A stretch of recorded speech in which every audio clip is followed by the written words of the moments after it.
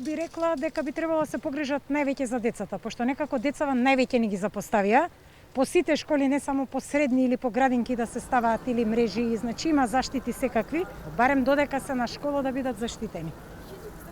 Еве, ние секој не може, например, јас сум самохран родител, дома не можам да купам.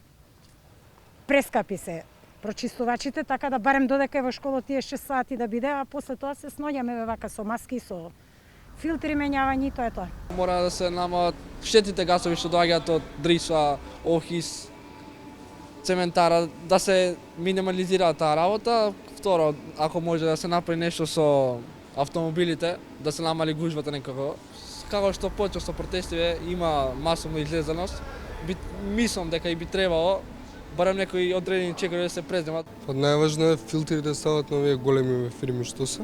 Се со цел бидејќи они се први предизвикувачи, па се е понатаму, не само да се воведуваат санкции за луѓето кои што се греат на дрво и така натаму. Меѓутоа тоа не гледам дека во иднина би се направило.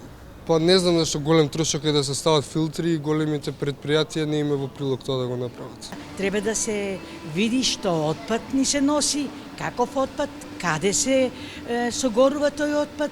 И јас мислам дека тоа ќе биде најдобро, а политичарите некако многу слабо за тоа се интересираат народот дали ќе им биде здрав, дали младите ќе избегаат во странство. Јас сум тука роден, стално имало магли, меѓутоа не било вака загуштива, разбери, не смрдело. Се отвори пенџере, се баре смрди. Тоа е све до свеста на граѓаните, до никој друг.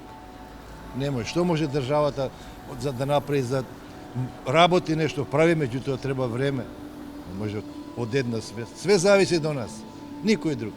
Се гори, гледам по овие механичарски работилници, се гори улје старо, се гори тоа. Што да ви кажам, тоа ви.